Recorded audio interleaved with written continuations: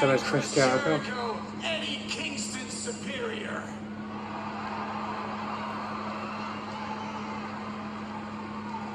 I want to address a lot of things that Eddie said over the last few weeks. First and foremost, Eddie, I didn't make you a liar because you are not a liar. I promise you that. But you are a little bit confused. I'll tell you the reason why. A little bit off base.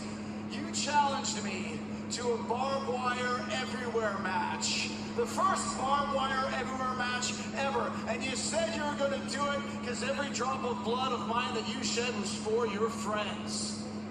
Really? Your friends? With friends like these, right, Eddie? Let's talk about this. Everything you do when it comes to friendship, Eddie Kingston, turns to mold. Being friends with Eddie Kingston is a worse curse than anything Danhausen can ever conjure up. And let's go through the list. Shut up.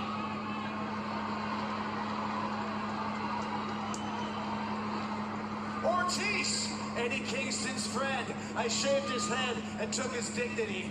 Santana, Eddie Kingston's friend. The Jericho Appreciation Society took him out of Blood and Guts. Bryan Danielson, Eddie Kingston's acquaintance. I took him out at Anarchy in the Arena. I did that. We don't know when he's coming back. And then there's Ruby Soho. Eddie Kingston's Ruby.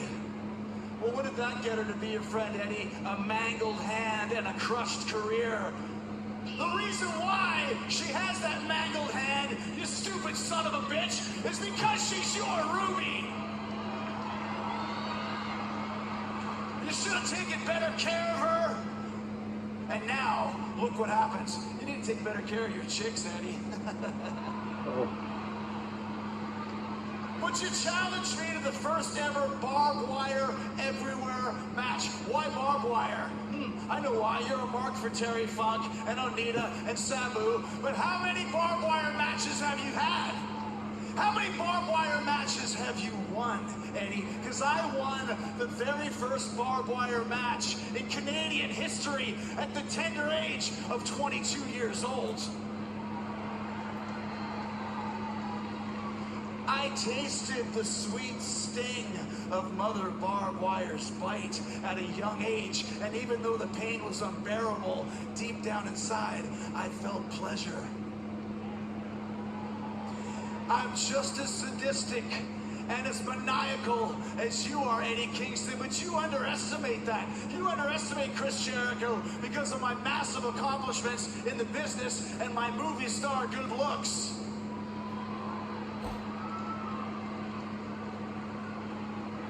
But next week you won't be able to underestimate Chris Jericho because you're not facing Chris Jericho. You're facing the Painmaker. Uh-oh. We're getting the Painmaker. Undefeated in AEW, and that's not a lie, because much like you, Eddie Kingston, I'm not a liar either. So why am I accepting this match for the first ever barbed wire everywhere match? I'll tell you the reason why. Because this is it, Kingston. This is the final fight in the Kingston Jericho saga, and what a saga it is. But once I beat you, you can crawl back in your little hole and continue your drinking and drugging and depression and mind problems and mental issues and every other shut up and every other excuse you have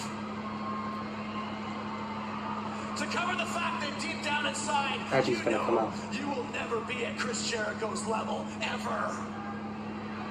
I mean, Eddie Kingston has beaten Jericho back at Revolution. If you want blood, Eddie Kingston, you got it. Because once again, you said every drop of blood that you caused me to shed equals one of my sins. Got the Eddie chant. Well, the only thing that can wash away my sins, Eddie, is a tidal wave of your blood, a massive flood of your blood, so large that Noah, the ark, and every animal aboard it would be jealous. If you want blood, Eddie Kingston, you got it. Because like I said, you're not a liar. You're a loser. Well, Chris Jericho, that aspect of his personality, the Painmaker, terrorized New Japan Pro Wrestling, undefeated here in AEW will be the Painmaker versus Kingston next week here on Dynamite. Barbed wire everywhere.